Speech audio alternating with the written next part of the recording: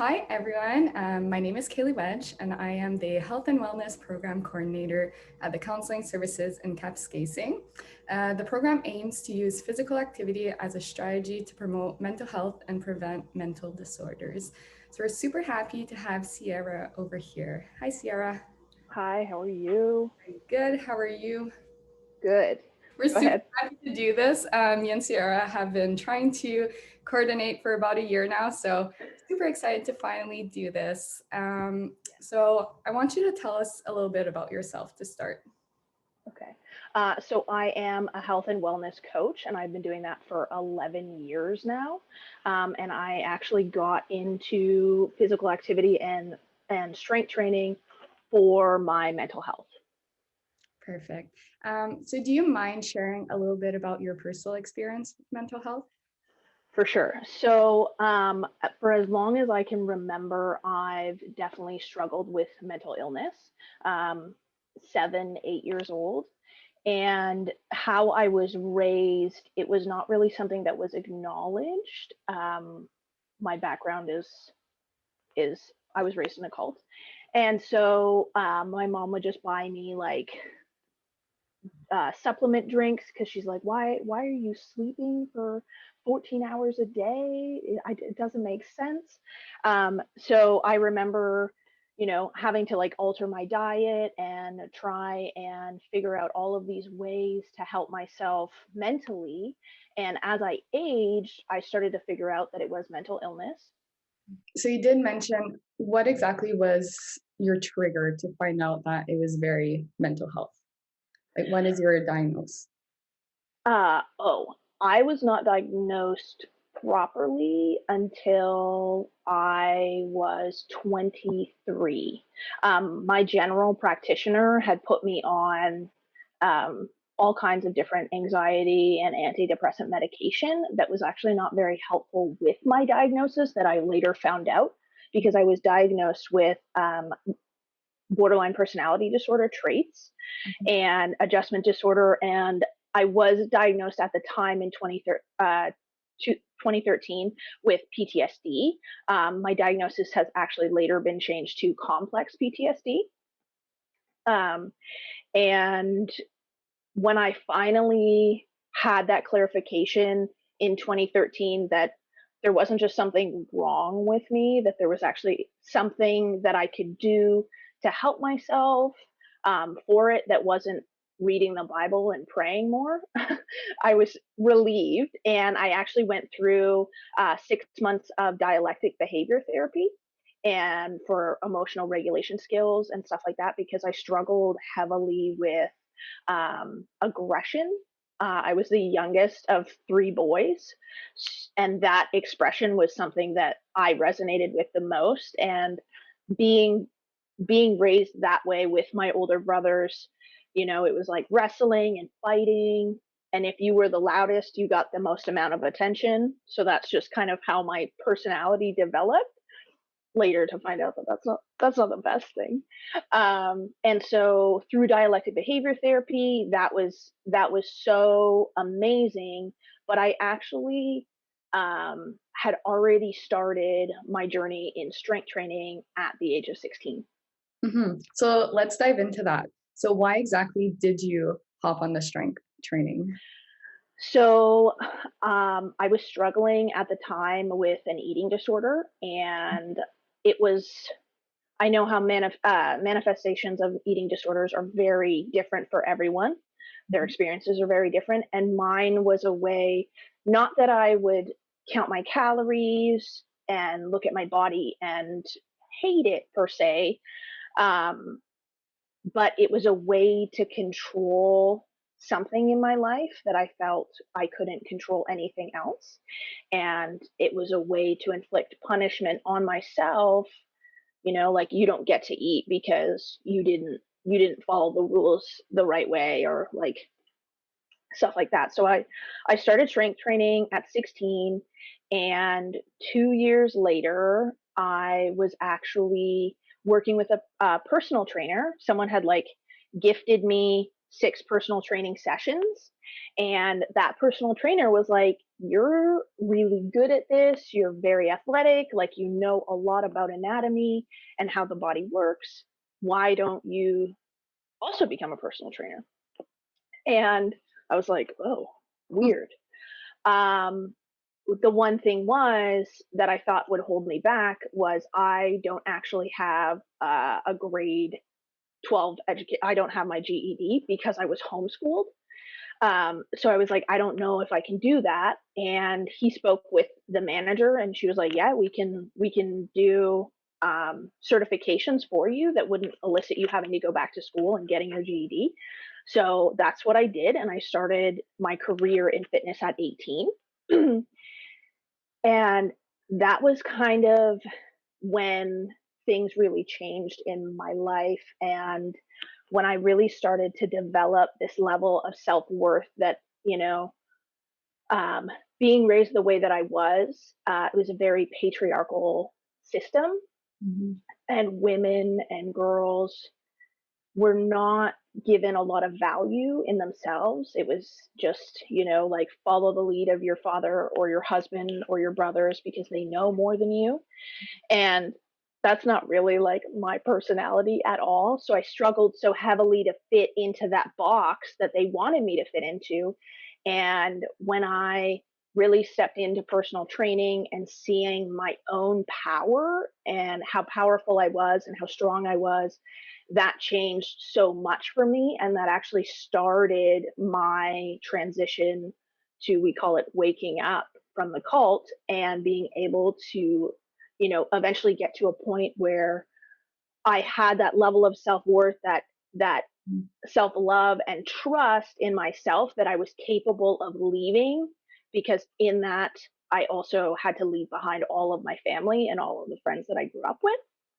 So I, from there, worked in like box gyms and stuff like that, and then I found CrossFit and I found Olympic weightlifting, and the community that you find when you're in sports that are about what your body can do and not what your body looks like. It's life changing, right? You have obviously experienced it yourself, Definitely. and yeah, and that that kind of support was healing and so necessary for me in my journey. Mhm.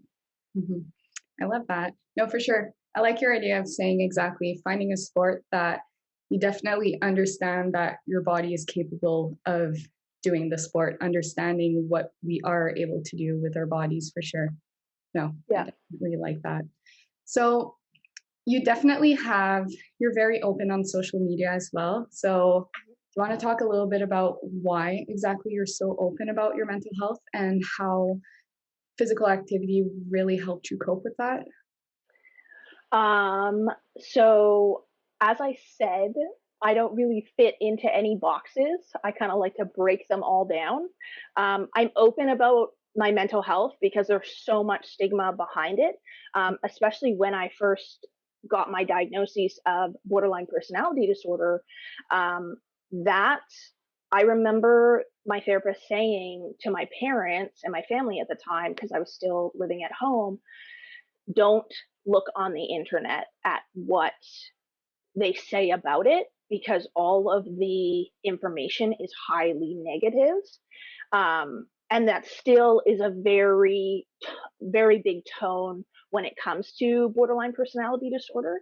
Mm. Although I do not fit the criteria of borderline personality disorder anymore because I have done so much work on myself and healing and emotional regulation and distress tolerance.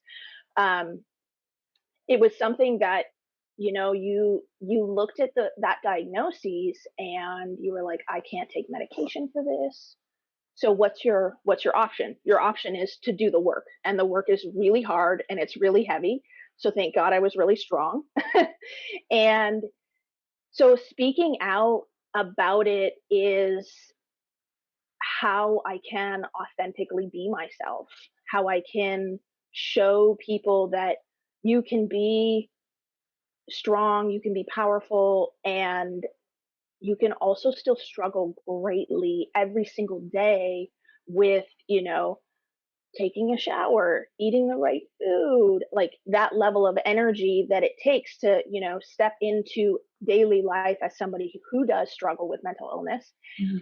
And I think it's super helpful and important for people to understand that mental illness is not something that is one picture fits all, right?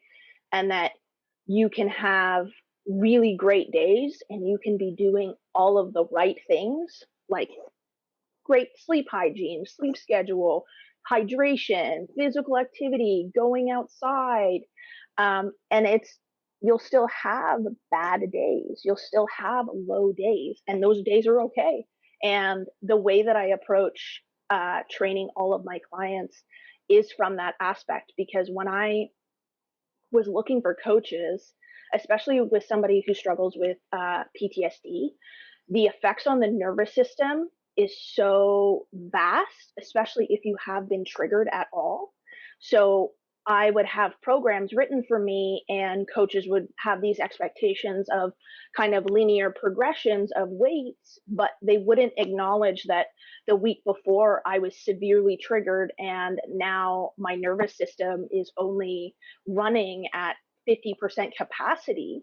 Mhm. And so when I started looking and working more deeply with that with my clients, it I was even talking about that this morning. One of my clients, she's incredible, and the way that I was programming for her was too much on her nervous system. Was too much of a load on her nervous system. So I had to go back to the drawing board and be like, okay, in order to get her stronger, I have to be able to vary the intensity so much within one workout that it's not overpowering her nervous system, and that she's not going into like a fight, flight, or freeze response after, right?